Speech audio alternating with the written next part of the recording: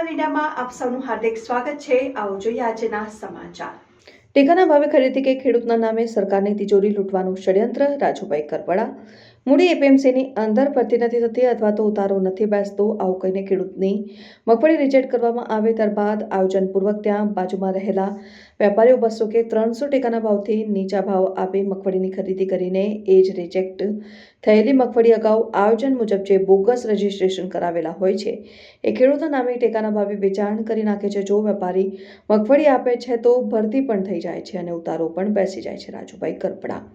હાલ મૂળેથી ફરિયાદો મળી છે પણ અને સેન્ટરોમાં પણ આવી રીતે ખેડૂતોના નામે વેપારીઓ અને ખરીદીમાં બેઠેલા લોકો કમાણી કરી રહ્યા છે। 2 દિવસમાં જવાબદાર સામે કાર્યવાહી નહીં થાય તો જનતા રેડ કરીશું। Rajubhai Karpada, bureau chief Parmar, Bhagirathsinh, news 7 India.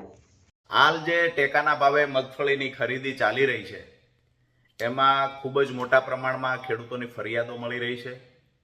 ખાસ કરી અલગ અલગ સેન્ટરોમાંથી જે ફરિયાદો મળતી આવે છે એમાં ખાસ કરી સુરેન્દ્રનગર જિલ્લાના મૂળી તાલુકાના મૂળી એપીએમસીની અંદર જે ટેકાના ભાવે ખરીદી થઈ રહી છે ત્યાં સેન્ટર ફાળવવામાં આવ્યું છે।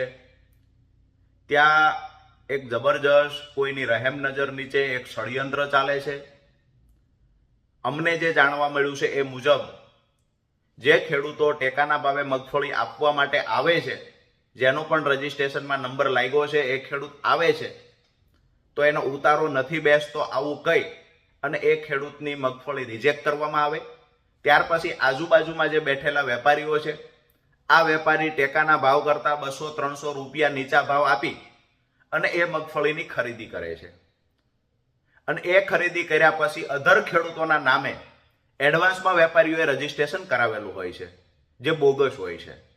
હવે આ રજીસ્ટ્રેશન જે વેપારીઓએ કરાવેલું છે પહેલી 200-300 રૂપિયા નીચા ભાવે ખરીદી કરી અને બોગસ ખેડૂતોના નામે જે રજીસ્ટ્રેશન અગાઉ થયેલા છે એ રજીસ્ટ્રેશન મુજબ વેપારી પાસા એ જ મગફળી જેનો ઉતારો નહોતો બેસતો ખેડૂતની રિજેક્ટ થયેલી મગફળી 200-300 નીચા ભાવથી ખરીદી અને પાછી ત્યાં ટેકાના ભાવે બીજા કોઈ ખેડૂતના નામે આપે છે તો એ મગફળી ચાલી જાય છે, તો એનો ઉતારો બેસી જાય છે। એટલે આ ખેડૂતોને લૂંટવાનું ષડયંત્ર જે મૂળી એપીએમસીમાં ચાલી રહ્યું છે, અમને જે ફરિયાદો મળી રહી છે, જવાબદાર અધિકારીઓને કહીએ છીએ તાત્કાલિક ધોરણે કાર્યવાહી કરવામાં આવે। સાથે જ બીજું એક મજૂરો પાસે પણ આવી જ રીતે ખેડૂતોને લૂંટવાનું એક ષડયંત્ર કરાવવામાં આવી રહ્યું છે। જે 32-33 કિલોની ભરતી હોય ખરેખર 35 કિલો ભરતી થવી જોઈએ, બારદાન સાથે 36 કિલો થવી જોઈએ। બારદાન 750, 600, 700 ગ્રામનું હોય તેમ છતાં બારદાનને 1 કિલો ગણવામાં આવે છે। માની લીધું કે 200-300 ગ્રામ એક્સ્ટ્રા ખેડૂત પાસેથી લઈ જાય તો અમને વાંધો નથી, પરંતુ જે ખેડૂતનો એ 32-33 કિલો વજન થાય છે એને કહેવામાં આવે કે તમારી ભરતી બેસતી નથી। કોથળો થોડો અધૂરો રાખીને સીવવામાં આવે, પછી કહેવામાં આવે કે તમારી ભરતી બેસતી નથી। જો ખેડૂત દરેક બારદાને 20 રૂપિયા આપે છે તો મોઢા સુધી કોથળો સીવી અને એ ખેડૂતની ભરતી બેસી જાય છે, એટલે કે એ ખેડૂતની મગફળી રાખી દેવામાં આવે છે, રિજેક્ટ કરવામાં આવતી નથી। આ જે મેં વાત કહી આ વારંવાર છેલ્લા 5-6 દિવસથી દરેક ગામના ખેડૂતોની ફરિયાદ મળી રહી છે। આજે જવાબદાર અધિકારીઓને ટેલિફોનિક જાણ અમે કરી છે।